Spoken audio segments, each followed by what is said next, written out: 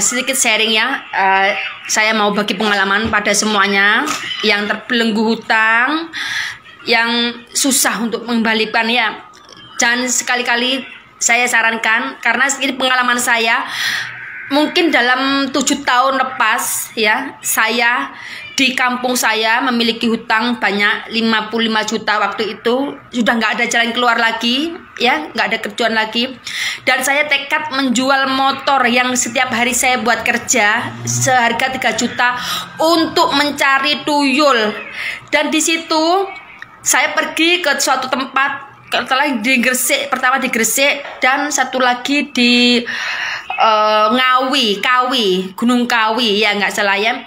Tapi semuanya itu saya tertipu, nggak tahu itu ditipu atau itu memang abal-abal, saya nggak paham. Tapi saya memang sudah pergi ke sana. Yes, halo guys. Pertama saya di Gresik itu pergi ke tempat satu kampung di Gunung Surawiti, ketemu dengan si dukun itu. Terus dia selalu bawa saya pergi ritual setiap malam ya. Setiap malam dia pergi ritual, bawa saya di dalam gua. Di situ macam-macam, ada makam-makam ya, semua macam-macam. Dan di situ saya dilayani dengan istimewa, makan-makan nikmat ya, enak-enak terus makannya, katanya rezekinya biar lancar. Terus dia kasih saya satu tas, dalam tas itu berisikan gendong bayi yang dibungkus-bungkus, diikat-ikat, katanya itu si tuyul. Terus dia suruh saya bawa balik, suruh jaga, dikasih tahu caranya gimana, kasih makan, kasih minum, susu, apa semuanya ya, ritual-ritual dia ajarkan semua. Sampai di rumah pun saya ikutin perintah dia. Pertama sampai di rumah, pertama kali saya di rumah itu saya buka, saya ada ruangan khusus. Gendong itu saya gendong, saya bawa ke pasar, saya tunjuk tempat-tempat mana dia bekerja, terus saya bawa balik, saya layan dia di dalam kendil, saya masukkan dalam kendil kecil dan saya masukkan dalam ruangan saya rahasia. Di situ saya buka, ada tikarnya kloso dengan kendil, dengan dupa macam-macam di situ, bunga apa-apa. Setiap malam Senin dan malam Kamis ada ritual ya, harus baru semua, nggak boleh sisa. Jenang sungsum, jenang kacang hijau itu macam-macam. Terus habis itu selama 6 bulan saya buat ritual itu zong guys.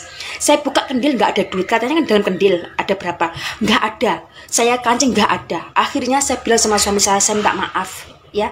Terus saya bawa barang itu, saya minta maaf, terus saya bawa ke rumah ustadz saya bilang minta maaf. Di situ saya kena marah habis-habisan, dan ustadz tuh marah banyak, dia suruh saya sholat ini macam-macam lah pokoknya ya, saya harus lakukan. Nah, saya harus lakukan sambil saya menangis di situ sampai saya puasa. Akhirnya saya ditanya sama si ustadz saya itu ya, dia sudah membuka, katanya sudah melihat apa yang ada dalam situ. Terus dia bilang sama saya, ditanya sama saya, pernahkah kamu bermimpi selama kamu ada ritual? Pernahkah kamu seolah-olah ada yang datang di rumah kamu, minta suruh buka pintu atau apa? Saya terus bilang, iya, memang saya sering sekali mimpi. Dalam mimpi itu selalu saya cerita dengan suami saya, tapi suami saya selalu bilang, Allah ngimpi, kebiasaan gitu. Itu saya suruh tanya dengan suami saya. Saya selalu mimpi kalau selalu ada 2 anak ya, enggak kecil, udah besar juga sih. Dua-duanya itu selalu dia melambaikan tangan dengan saya. Saya pikir mungkin anak saya yang keguguran dulu gitu ya. Saya selalu gini Fatihah. Ternyata bukan. Ternyata ya mungkin barang itu. Dia selalu ketuk-ketuk pintu. Tapi yang saya heran, rumah saya pintunya ke depan. Tapi kenapa dia ketuknya dari jauh? Saya cuma ngintip dari jendela. Itu selalu mimpi kayak gitu ya. Terus setiap saya habis ritual jam 12 malam itu, habis itu saya selalu mendengar ada anak ketawa di luar gitu. Ada anak tertawa-tertawa, tapi saya nggak merasa itu ya, kan sedang tidur. Setiap jam 12, jam 1 itu saya mau tidur, saya selalu ada mungkin memang iya ya, selalu telinga tuh terdengar ada anak-anak panggil gitu, panggil nama saya. Tapi saya nggak merasa kalau barang-barang itu, nggak merasa ya.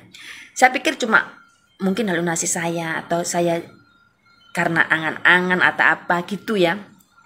Terus itu pun saya cerita dengan suami saya. Suami saya selalu bilang apa? Kebiasaan.